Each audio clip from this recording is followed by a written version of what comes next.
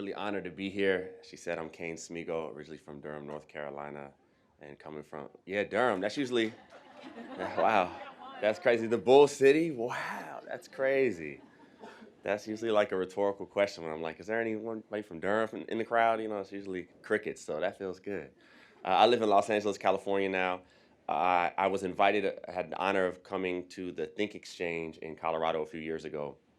As someone who's an artist and works with young people, I'm not specifically in this field, so I feel really lucky to be able to spend a few days and learn from you all and hear about all the advancements that you've been making.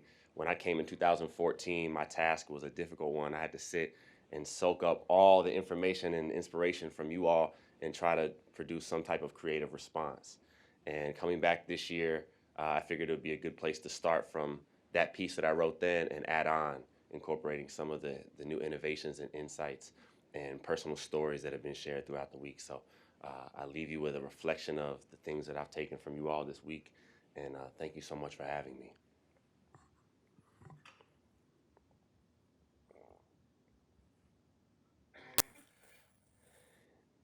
An ear listens, gathers muffled sound, rippling through amniotic fluid, a preview of what's to come. A body soft as molten metal in the furnace of a womb, raw ore not yet iron, a lyric not yet song. The first thing an unborn child hears is their mother's voice, all silk and comfort, or all rasp and panic, and they learn, parent and child, synchronized swimming in the crash of brain waves. I too was learning at age 7, listening to the textbooks and chalkboards in the incubator of my grade school classroom, and the first thing I heard was that work was out there. Out there. It was the chugging of cash registers and conveyor belts and achievements certified by punch clocks and time cards. Work was work when they paid you for it. My mother was a house cleaner, a sorceress of mop sticks and feather dusters. On sick days and summer days, I trekked to suburbia to help her unburden the homes of strangers. The scrubbed tiles and dusted bookshelves were labor, profession, worthy of paycheck and praise. She scrubbed our floors and bookshelves too. But every task, I learned, was only expected love when performed behind the curtain of home. Household tasks were only work when completed out of household. Listening to the radio within the belly of my apartment, the first thing I hear is that welfare is lazy. Welfare is lazy motherhood. Motherhood is lazy. But what else is mother than euphemism for hardest damn career on the planet? It's the name of the army that is her job description. There is no assembly line here. She is alarm clock, stylist, nurse, chef, taxi driver, tutor, therapist, accountant, and treasurer, balancer of checkbooks and calendars, teacher, full-time student and working professional, salvadora, advocate, singer of lullabies, performer of miracles. Some miracles are children. All children are miracles.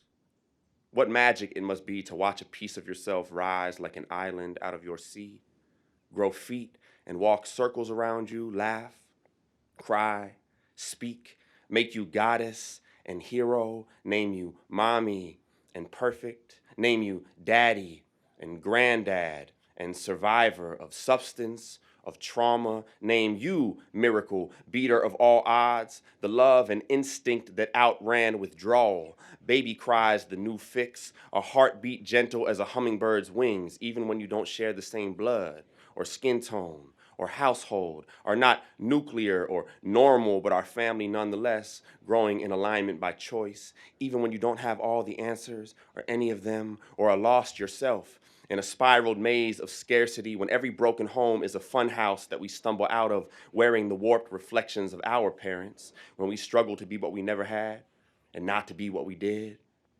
Miracles, like children, sometimes have trouble believing in themselves when raised in drought of doubt, and there is nothing more worthy of grief than withering perfection. So let us be rain cloud ripe. Let us be soil fertile as womb. Let us be field of dreams and forest of faith, homegrown social capital. These be family recipes. Maybe he has your nose and she has your eyes.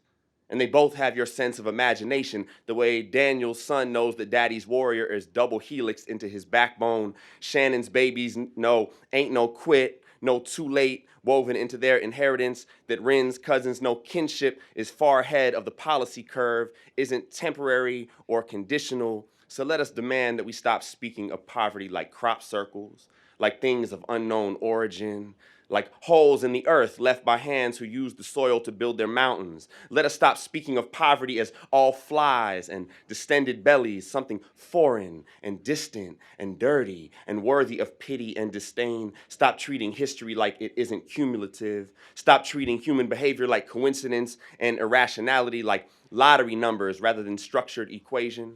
Treating brains like magic boxes and not complex chemistry. May science be champion of justice this time around. Scholarly retribution for the centuries of validated eugenics, forced sterilization, defense of inequality as natural order, upheld through cracked whip and published theorem, hypotheses gallivanting as fact. This time, may the line graphs echo the testimonies of mothers fighting wars we watch safely from ivory towers, through spyglass fogged with white noise. This time, may the standard deviations corroborate the fathers with grave shift alibis, struggling to prove they are anything but absent. We are here because we won't compartmentalize the struggle of family, because we inherit more than chromosomes, because sickness and suffering and toxic stress can be an heirloom curse, a force that clings like addiction. Poverty chain smokes pain, filling tiny lungs with secondhand affliction. Adversity condoned as a toughening of skin, even when the wearer is wearing thin, as if trauma only scabs but doesn't scar, as if victims get comfortable with abuse. Should still move at high speed with 56K bandwidth, should answer the call when the line is a busy tangle of hunger and fear and a maelstrom of all that is urgently lacking. We are here because pregnancy should not be an eviction notice for aspirations.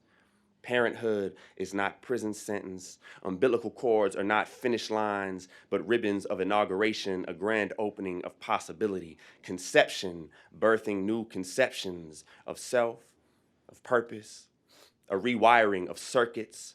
I wonder if Piaget knew that this period is critical and sensitive for them too, for wellspring and offspring, because our parents' victories dress us in bravery, clothe us from the wardrobes of their success, and damn, we be fly when we strut in our parents' pride. I'm no fool. I know my diploma wears the perfume of my mother's sweat, and I can still remember getting lunch with her after my first week of college. And she, after 17 years of cleaning houses, had just finished her first week of esthetician training, a new dream, an educational loan, an unspoken feeling that we had to climb together. And I say, ain't no too late. And I say, Mom, I'm proud of you. And she said, you made me proud. And I forget who's supposed to be proud of who. And we say proud together, like mantra, like hymn, like duet in two-part harmony, two-generation harvesting. And I am here because we can claim to be travelers, but we haven't come far enough. Lady Luck may have a thing for hard work, but she still loves cologne, the scent of privilege, and some of us were born with skin wrapped in its sweet bitterness, because race is a language we were forced to learn and now speak so fluently that it's hard to tear it from our tongues and thoughts and daily practice when a mother walks into the lobby again and doesn't feel respected again, knows Ralph Ellison's longing to be seen, heard, listened to, hear. Let us stop pretending to always get it.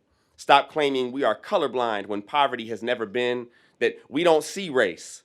A festering wound cannot be treated if ignored. A veil is no replacement for a tourniquet. Here, we are here as bridge builders, because the only path across achievement gap is a drooping high wire, and we Jim Crowed the canyon in the first place because our country has a history of burning the cake, then offering a sloppy icing. You know, a dollop of reservations and partial reparations, aid without strategy, a lethargic charity, a collection plate runneth over with apologies and excuses. Who's this rundown hatchback with stretched limousine ego? Not us. Let us not become that nation. Let us not allow our flaws to hide in the shadows of our achievements, because patriotism too often means love for country, but not for all the people in it. Let us remember not only to listen, but to hear. Let us be reminded that listening is not main course, but simply first ingredient. Must be alpha and not omega. Jumper cables to resurrect parent-powered engines of change. A promise to coat-check egos, iron out wrinkles, re-examine ourselves and change clothes entirely if we be dressed in faulty attire, have mismatched theory and practice, ethics and execution, because justice may be done, but is never done. Is never made, but is always in the making, and we are here to make it. Because we are frustrated but not defeated, drained but not depleted, a swarm of purpose risen, fierce as a wounded hurricane, a moving thicket of conviction. There is nothing more loved than our parents and our children, but let us not speak only of what is lost and missing, but what is left and thriving. Of all those who inhabit a building called resilience, who remind us resilience is not an intervention, but the stubborn belief in self, in metamorphosis, the audacious decision to beat the count, to remember Raquel Hatter's reminder that families are more agile and resilient than systems when denied housing and health care and dignity, when escaping prison cells and patriarchy, border patrol and dead-end jobs, addiction and detention and debt, job interviews where they ask about criminal justice history and not about the degrees stacked up since. Judged by their oldest mistake and not their newest triumph. They are still here, and we are here to cultivate joy between us. For joy is a living thing, an aspen grove growing in the chest and waiting for its turn to turn gold. It has been found that babies in the womb experience REM sleep at around 32 to 36 weeks. Whether or not they are dreaming remains a mystery. But if they are, I wonder what they're dreaming of. Maybe swimming through oceans of amniotic fluid, umbilical cord tug-of-wars, or perhaps they are dreaming up the world they want to live in, and we must keep dreaming up ways to give it to them. Thank you all so much. Thank you all. Thank you.